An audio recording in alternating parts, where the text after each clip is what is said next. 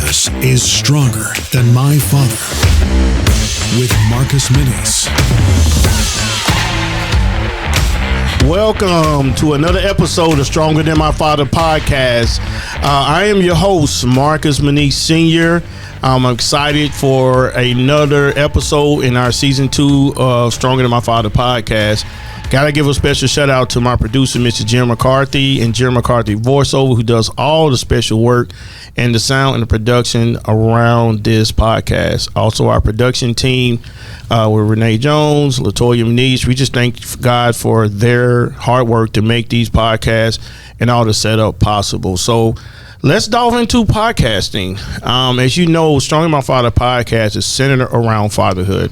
It's my journey to understand the pros and the cons of what fathers do, and also listen to guests who's been impacted positive or even negative centered around fatherhood. So I have my special guest, another classmate from Whites Creek High School, I believe 95. Yes. All right. So I have the personnel of Miss Tamela Marshall coming in to bless the mic so we can dive into fatherhood. So good morning. How you doing? Good morning. Thank you for having me. All right. So you know what we do here. We want to learn stories, and we want to dive into fatherhood.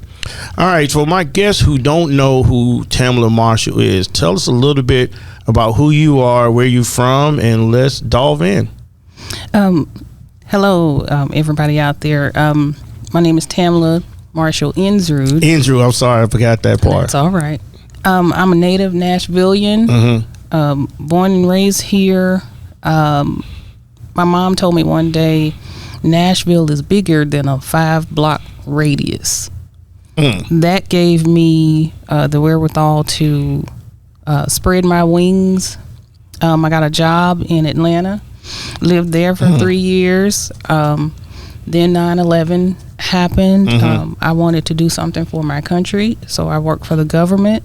Went to Virginia, worked in the DC area, did some great work up there. Then I decided, I miss home.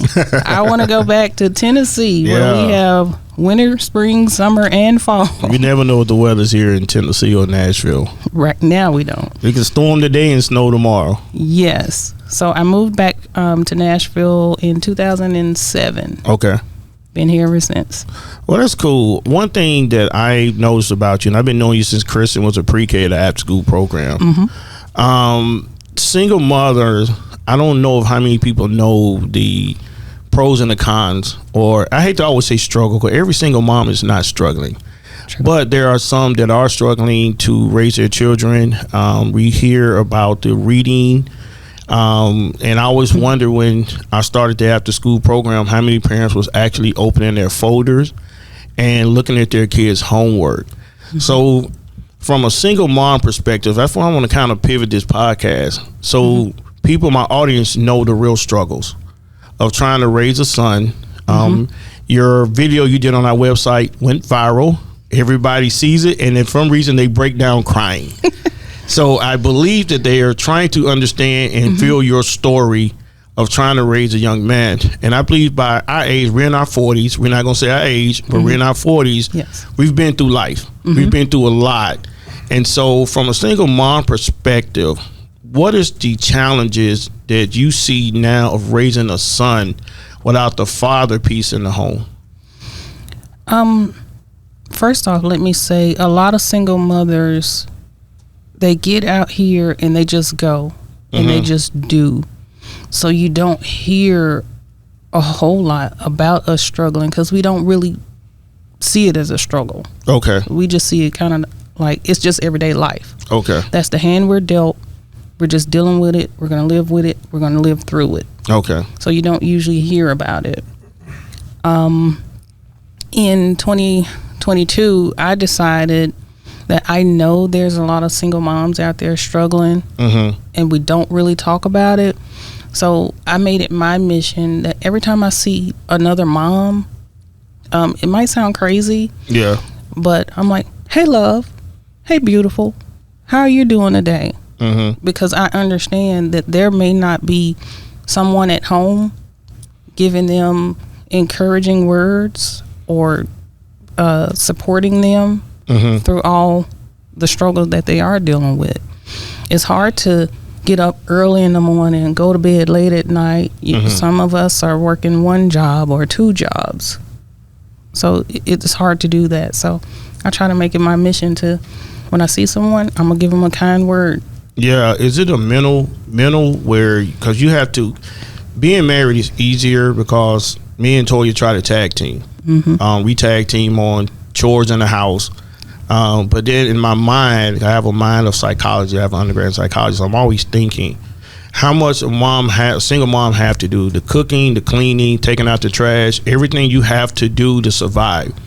Because you never know. I never know why a man steps out of a child's life. I don't know that. Because like people say, I haven't been through a lot of experiences in my life. That's why I do these podcasts. Like the emotional side of that, when a man steps out your son's life, not there, not helping out, you got bills due. How do you mentally suppress that to keep moving forward? Well, number one, I think as all parents, we don't want our kids to see the negative side of what we're really dealing with. Okay. Because at the end of the day, we have to foster a positive environment for our kids. So, I'm not going to sit here and say, there's a lot of nights, I cry. But it's okay. Okay. Because you have to have that release. If my laundry backs up, it's just gonna sit there until I get to it. But I don't beat myself up about it. I just don't do that. I can't do that because I've got so much going on because it's just me. My son's dad, he's around. Yeah. But he's not engaged as much as I would like him to be. But I can't sit around and wait on that. Yeah. So I just do. Which is how me and you are in partnership. Yeah. Because I realize that I grew up in a 2-parent household. Yeah. So I understand it's valuable in having that. But because I don't have that for my son, I said, okay, this kid, he needs something that I can't give him. Yeah. You will not hear me say, as a woman, I don't need a man. I'm raising a son. Yeah. And that's not to say that we can't do it alone. But when he feels certain things, yeah, I can try to fill the void. But in actuality, what happens is these kids, they grow up feeling something and it manifests. And then by the time they're in their own relationships, when they grow up, yeah, they're dealing with something and they don't know exactly what it is. I have someone in my family right now dealing with abandonment issues from his father. Yeah, not really being there, but his mother has been there. Yeah. Well, I think a lot of people, they say that all the time. I think when we did one of the podcasts last month, guy said that there's a little kid in all of us, and men who's seeking that validation from a father. I was blessed to get that. Like when I bought my first house, my dad said, "I'm proud of you." But now your son Christian is young. His brain is like a sponge. He's trying to think. He sees things. Do we ever ask you why dad's not here? He has asked me that before. Okay.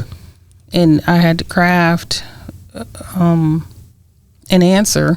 Okay. That he could understand. Okay. And be okay with. Okay. Because some of the things that we deal with, we just don't want to expose our kids to. Yeah. At least not yet. He's too young for that. Yeah. So, I don't talk bad about his father at all. Yeah.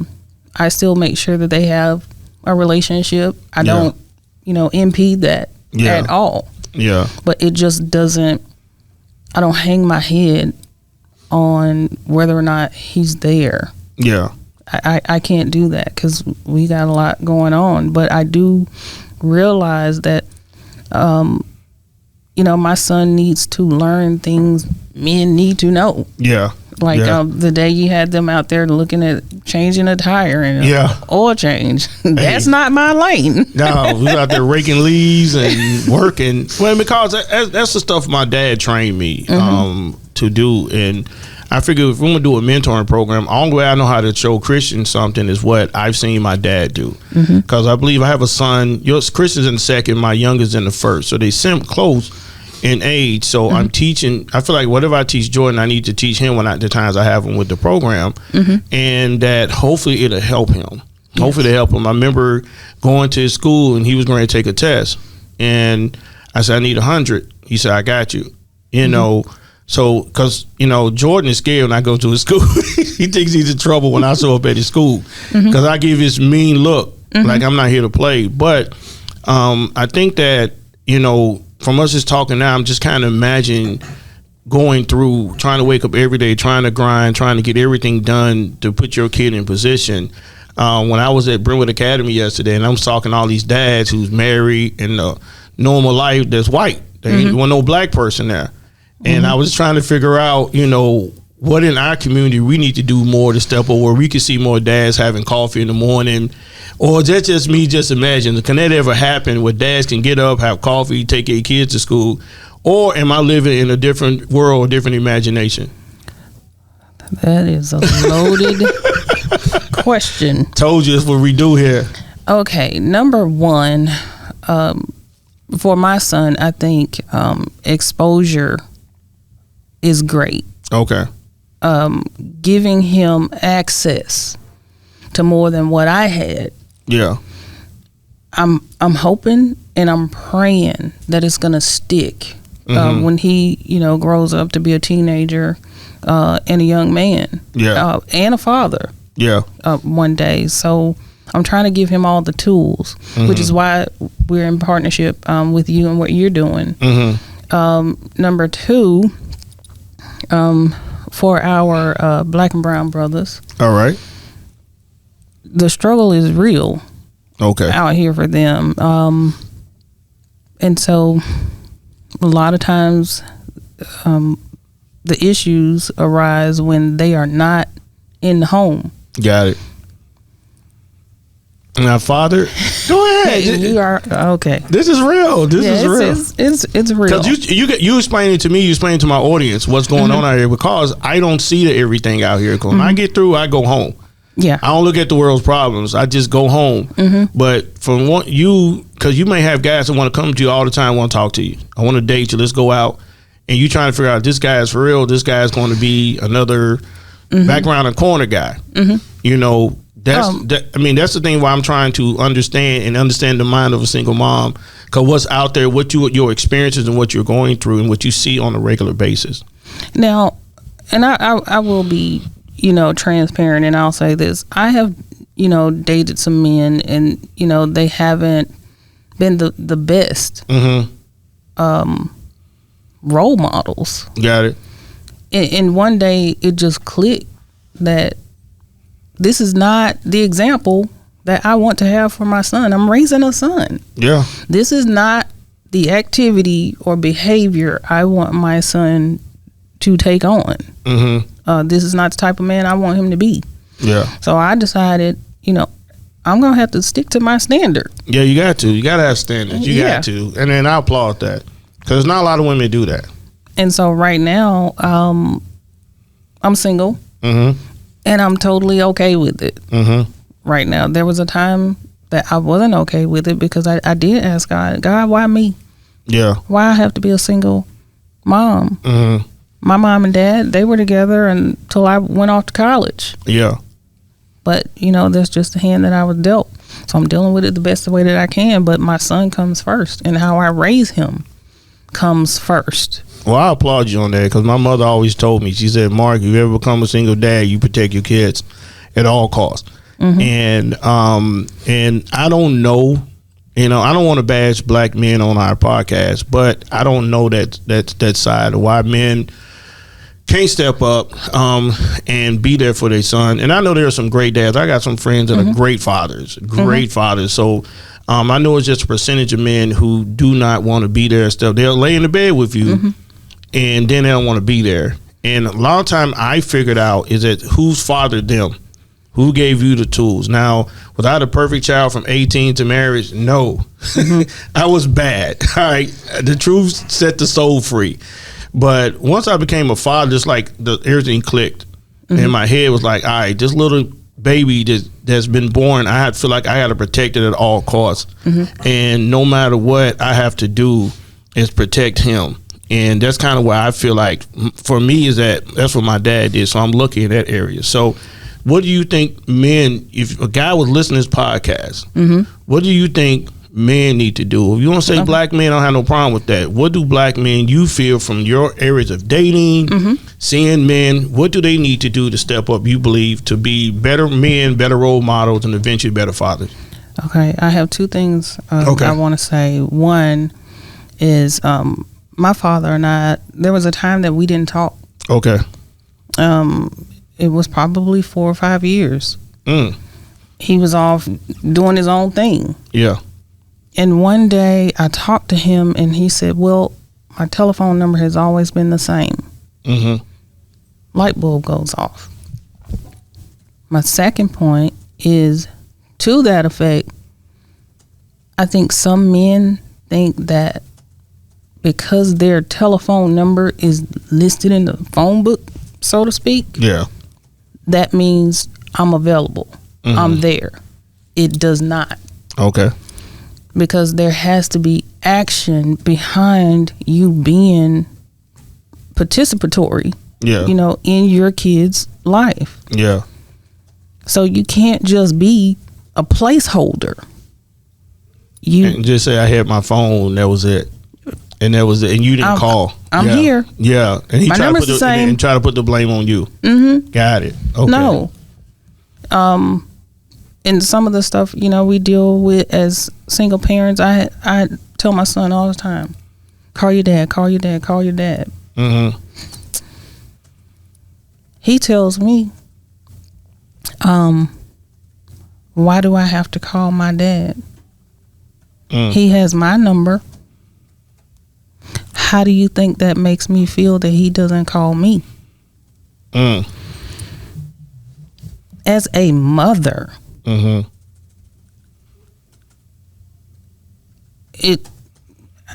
had no words. I really didn't. But these are the conversations that we had to have with our kids when they ask, where's my father? Why isn't he there? You know what? It's just very deep, open dialogue, and I applaud you just even getting on the mic to do this. 'Cause I know it's hard, and you have to bring up memories and stuff like that. I think that one thing that I would like to see dads do is step up and make sure you protect your son at all costs. Now, I already know relationships sometimes don't work. You can lay in the bed, you produce a child. Relationships don't always work. All right. I just never been in that situation. But I do know that, I don't know why it's hard for some men to take care of the child or try to blame the mom. Because I've had guys tell me it's always the mom's fault. Mom won't let me see the kid. It's just so much drama, but we don't understand at the end of the day, that child's going to grow up to be something. And it's going to be bad or good. You got a choice. And it's going to happen because young men, and I know you know this, young men that start developing anger early. They do, yes. And the anger can transform to any kind of thing. And that's why it's so important for dads, and that's why I do this podcast, why I speak, is you don't understand is that child going to grow up to be something. And it could be positive or negative. And I've seen young men repeat the same cycle as their father. I seen a kid go to jail, his father went to jail. Why couldn't you find a way to break the cycle? Because the dad wasn't there. So for you as a mom, and then we're going to go into another part of you being an advocate, is what gives you the strength to keep going on every day? What gives? Because I know sometimes you don't have to, and I want to keep jumping into questions back to back, but I want to say this: your relationship with your father has a lot to do with a lot. Has to do with a lot of things. Excuse me, but how do you move forward every day? Got to pay bills, got to pay mortgage, rent. You got to move forward. What gives you the strength every day at your stage of your life now to move forward with your life? I'll start by saying parents, mother and a father. Okay. I think once you birth a child, two things should happen. The maternal instinct in a woman, that light should go on. In a father, that light should go on. But for whatever reason, sometimes it doesn't. Okay. Even if you have birthed a child. I can't tell you the rhyme or reason of why that happens, but I think that's why there's such a disconnect sometimes with fathers and their kids. Not just fathers, even mothers and their kids. Because I've seen that happen too, where mothers are not engaged, but this is the child that they have birthed. I don't have an answer for that. But for me, what drives me every day to take care of my son is because I want to be a grandma one day. So I want him to grow up, have a family, take care of his family. Yeah. Family is big for me. Yeah. It's very important for me. And having that love and support, I want my son to have the same thing I had growing up. Yeah. Well, I applaud you, number one, for all you do for your son. And I appreciate you entrusting me what time I can give to him.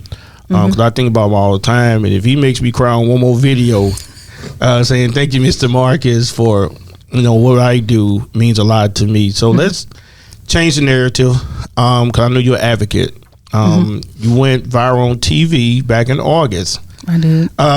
For you advocate for school safety. Yes. As we know, we've seen recent school shootings. Was it Uvalde, Texas, was one of the biggest ones, and I believe from there you became an advocate for safety in schools. I did. School's almost over. I think we have 10 more weeks. What have you seen? First of all, are you happy where school safety is now? And then what do you think schools need to do to continue to have, because here's the thing I say, and I keep jumping into question after question, is that I don't think it's ever going to stop. That's number one. It's not. All right.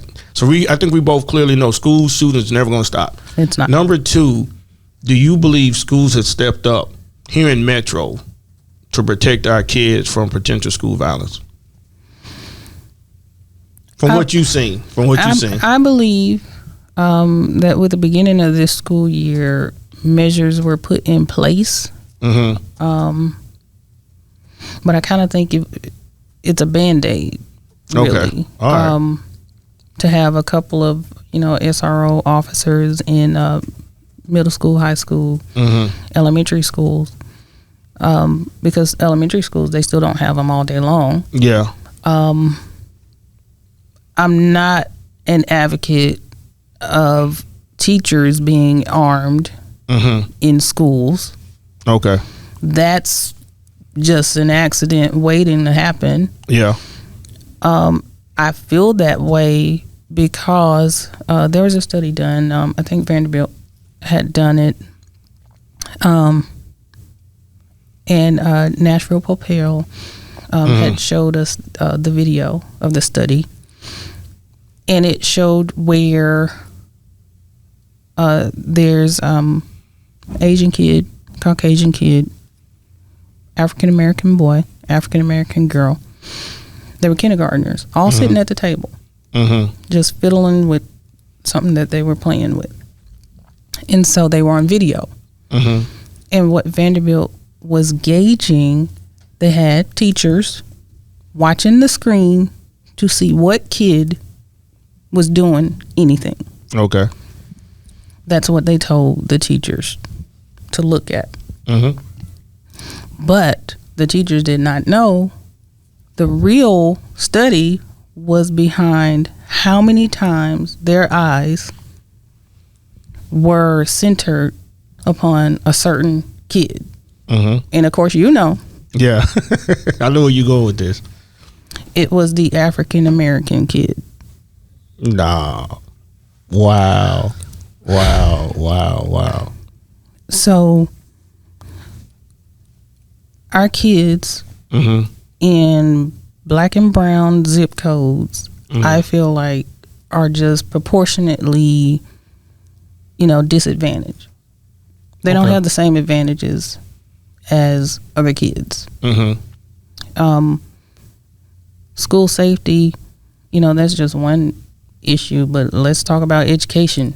Oh, I knew it. Let's do it. Let's do it. Let's talk about that. Let's do it. How do you have kids that from the time they are in pre-K, they go to their grammar school, they go to their middle school, they go to their high school, and their parent has no idea all three schools are on Tennessee's priority list? Meaning none of the schools are doing well to teach these kids and make sure that they can at least graduate from high school and get a 17 on the ACT. Let me give you my answer. You're not gonna like it. All right, let me give you this is just my honest opinion. All right, I don't depend on the school to educate my sons. I think that I get home from work, I look at their homework, I make sure they on top of everything. Now I've done with my older son's school. I went to the teacher. I was like, all right, what are you teaching him? So I know what I need to train him. Because remember, MJ is an autistic child. All right, so I got to know what to train him. Now he can memorize out this world. So I stay on top of it the whole time. From Jordan, MJ, I stay on top of their homework all the time. All right, that's me as a dad. Yes. Okay. All right, single moms. How many are looking at their homework? Now I'm gonna push you. I told you, but don't take it personal. Push me. All right. How many parents are taking time to look at their child's homework now and make sure they are doing on top of their grades? That's number one. That's my first answer. First question. Okay. All right. Who's looking at their homework? And me and Sonya went back and forth on this on our podcast. And you a split image of her. We went to school together. Yes, too. we did. All right. Here's what my question is. So I don't, just me, this is my personal opinion. I don't personally blame the schools all the time. Sometimes I be like, how much time are we as parents taking time for our kids' homework? This is my answer. Now, there are some teachers who don't care. I agree with that. I see that. There are some teachers who will just pass them along. I told them don't pass MJ along. I said he got to earn it. So that's just me. But when a child cannot read on grade level, by third grade, the statistics say they already building a prison for them. Me as a dad, and please correct me from the single mom perspective, I watch my kids all the time, their grades. I watch them. I ain't saying Toya don't, but for me as dad, I feel like it's my responsibility to watch every little thing. Okay. That's my opinion. Okay. So give me your opinion. If you got to bash me, go ahead and bash me. Let me tell you from a single parent perspective. Let's go. All right. Number one, my kid has great grades. Okay. Awesome grades. Does his homework every day. All right. I pull his homework out of his bag. If he doesn't bring home his folder, there's no TV. Okay. No playing games on the cell phone. I'm that parent. But I didn't know my son had a problem with reading until he and I had a conversation about it. I just asked him, how do you feel? And he said, well, Mommy, I'm not comfortable. And then, of course, partnering with you. Okay. In your pilot program for literacy, he was not reading on grade level. But his homework didn't show it. Okay. Those A's and B's didn't show it. Okay. So there's a lot of parents sitting at home right now. They are unaware that their kid is not reading on grade level. Okay. The first time I asked my son's teacher for his scores at the our first parent teacher conference. Yeah, remember that. Yeah. She did not have those scores ready for me. And then there were some scores in the parent portal. First of all, I had to figure out where the parent portal was. So a lot of parents don't have access or even understand where to go and get what they need to know what's going on with their child. Okay. The second time I went and I asked the teacher, how was he doing? You went with me. Yeah, and she was like, oh, he's doing well. Oh, he's doing well. Oh, he's doing well. But I knew No, my kid has a problem. And he's told me he has a problem. He doesn't feel like he's where he need to be. So I took it upon myself to make sure that I'm going to get him what he needs. It just so happened I was riding by the school one day and there was a sign that said tutoring available. I drove by kind of fast. I said, okay, well, I'll get the number tomorrow. The next day, the sign was gone. Me, being the parent that I am, because I'm proactive, I text his teacher. I said, where's the sign? I need to know what this tutoring program is. Come to find out, the school has been offering the tutoring since the beginning of the school year. Why wasn't I aware as a parent that this resource was available? Parents don't know. The information is not being distributed to parents so they know exactly where their kids stand. And as a parent, you're going to work trying to make it in Nashville, working 2 and 3 jobs. It's high now. With this high rent, high mortgages. So you think they're doing okay if the report card says that, but that's not a true picture of what's going on. But then you don't know until your kid takes the ACT and can't pass it. Take the military entrance exam, can't pass it. Now here's the problem. But nothing has shown you over the last 12 years that there's been a problem. Well, why don't you do ACT? Here's my thing. Why won't they do ACT prep? That's why they have prep classes, to prep you to get ready for the ACT, which I've seen kids take them as early as 8th grade. Well, prepping. That's just me. Now, I'm pushing you, and you can definitely correct me or slap me. I don't care. It's just something I don't understand myself. I just know I'm trying to do what I have to do. When it was a private school told my son he couldn't attend because he couldn't keep up, that made me mad.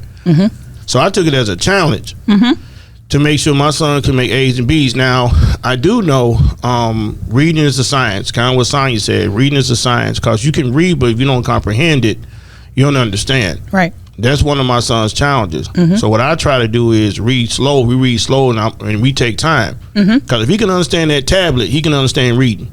There's no way you can understand how to work a tablet, and it's just that's just my philosophy. And here's the other thing, Mr. Marcus.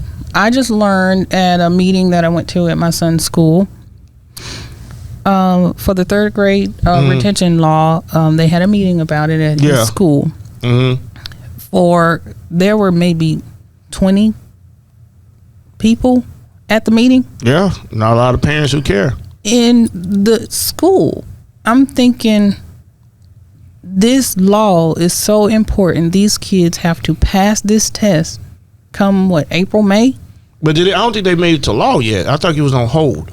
No, it's law now? It's in effect. If they don't pass this test, the 3rd graders this year have to pass this test. The proficiency test, Yes. Okay, I thought it was on hold. Now, they've put some stuff in place. Okay. For them to get over the hump. Okay. But most parents, I'm pretty sure, don't know that these resources are out there to get their kids over the hump. I remember when we were kids, the school would send us home with all kind of papers. Yeah. That's not happening today. I may ask you this thing, because me and Renee talked about this one time. How many parents, they send out emails? How many parents are reading these emails they sent out that could possibly have information in there? Because my boy's school sent an email every Sunday. Half the time I don't read them. I ain't gonna lie to you. But it could be something in there. It could be. To say, hey, we have this coming up. And, then you don't pay no attention to it. But you said one key thing that you said. We went to a meeting about the reading proficiency test, and only 20 parents showed up. So where's the rest of them? Well, so they can't blame the school. But here's how I found out about the meeting. Okay, how you find out? I just so happened to be scrolling on Facebook. I'm not a big Facebook person all the time. So you mean to tell me today the only way as a parent for me to get the information I need is I got to be tied to my email, that I got to get through 500 junk emails first to find what really matters, or I have to be on social media? I think Is that where we are today? I think you have to check your. I think if that's the school primary resort to say, hey, The days of me and you was in school and they send papers home, that's over with. They gon' now I know Cane Ridge, when MJ was there, they would do the call out on Sundays. And they would tell you on the call out how many people are listening to that, or do they just don't listen to it? They don't do the call outs anymore on Sundays. Don't? Oh, wow. No, see, not since the principal changed. Okay. Like they don't do, no. Okay, my boys' school, they do a call out every Sunday.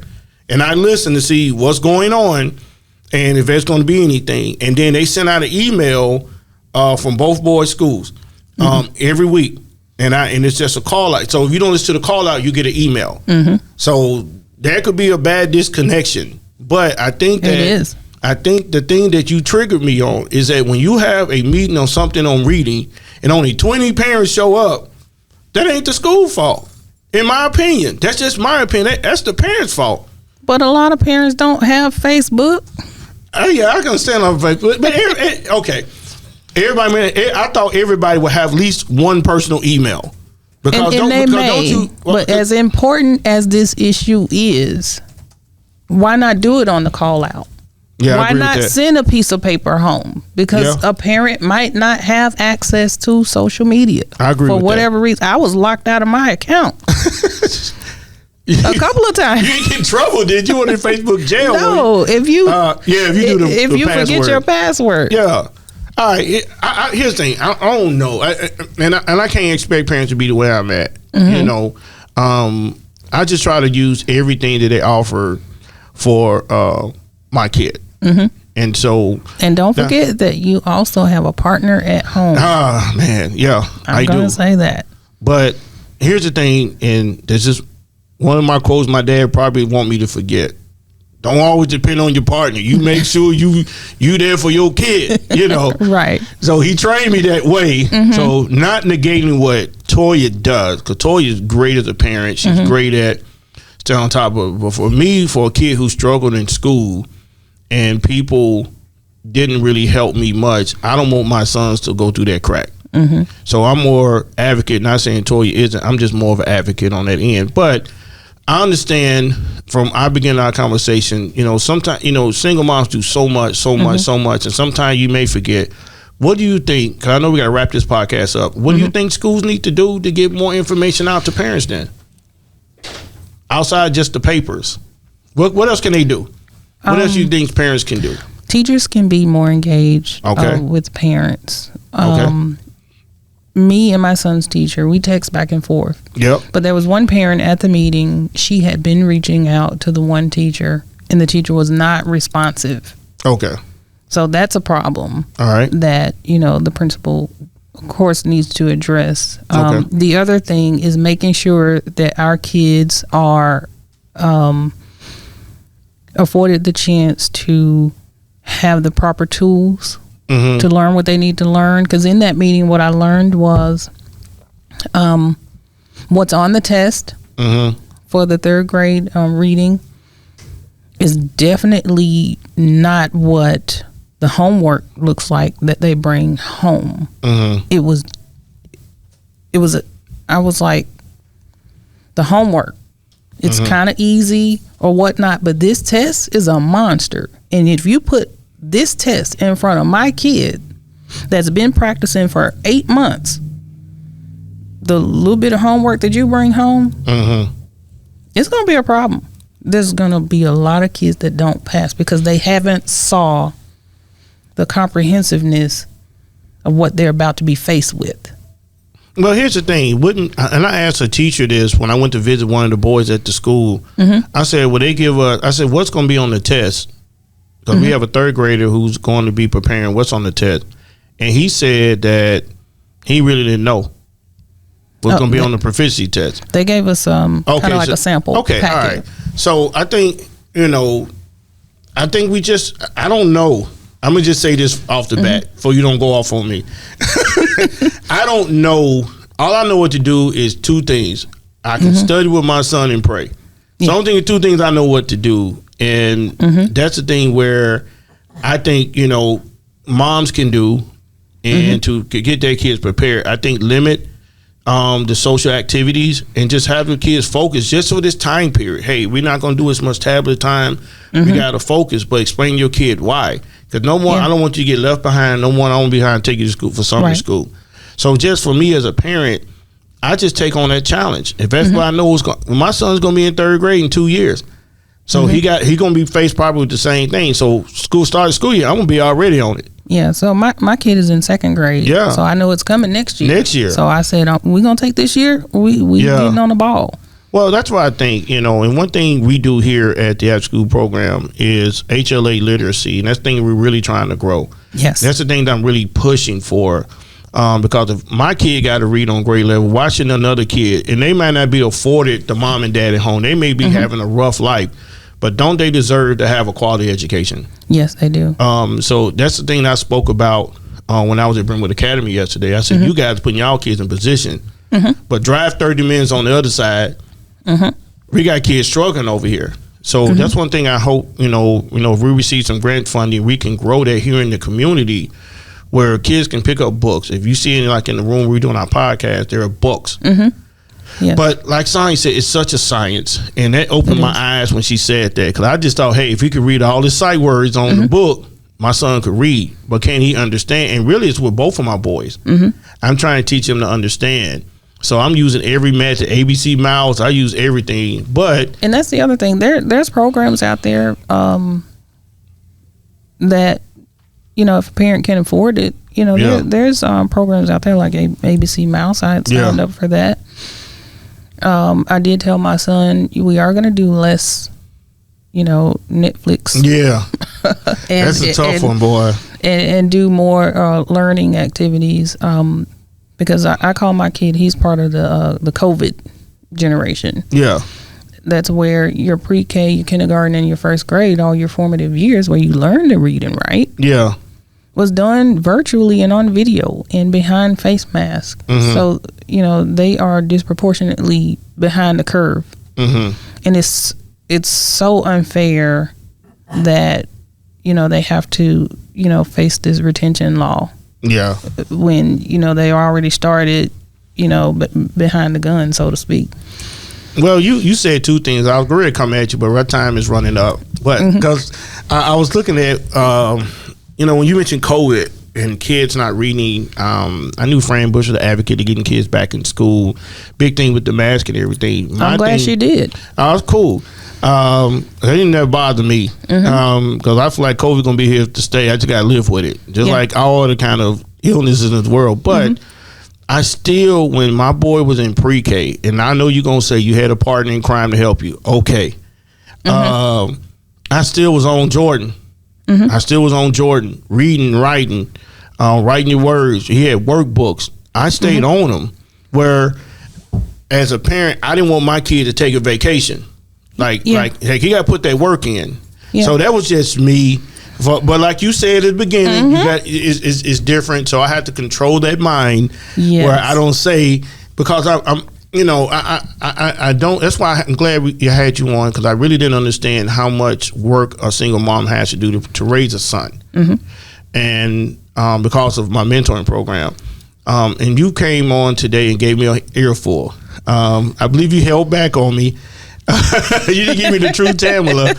I'm gonna bring you back on again. Give me the true Tamela, because, like I said, I know I honestly in my heart, I know it's a struggle. I applaud you for putting up a fight. So many people quit and just let their child do anything. But let's not forget, I have support around me, because I have the wherewithal to know, when I need something. Yeah, I'm gonna go ask for it. Yeah, I seen your dad come and pick up Christian, and we've talked outside several times. So it's always having a good support system. But at the end of the day, Christian has to depend on you. Yeah, he got to depend on you. So you have to make the right steps, the right decisions to make. Yes, to get him in position. And sometimes I know as single moms, you have to sacrifice stuff. And I always say it's not your fault. I always say it's not your fault. The man should step up. Even if the relationship does not work, a man should step up and take care of his child, take some of the pressure off of you. Yep. And I believe that. I truly believe that. But I know I live in a world that's totally different and a different reality. So I have to thank you for coming on. And so, happy early Mother's Day to you. Thank you. And for being a mom and being one that fights and protects for his son. So thank you so much for coming on. Hey, thank you so much for listening to another episode of Stronger Than My Father podcast. You can listen to this podcast and previous podcasts by visiting our website at strongerthanmyfather.com/podcast. So thank you all again. Jim McCarthy, thanks for all you do and all the work it takes to make this podcast possible. God bless you. And also, if you like what you hear, subscribe to our YouTube page, share this podcast, let people know that we are here fighting, and we're going to discuss the issues that surround fatherhood. God bless you. See you on another episode of Stronger Than My Father podcast.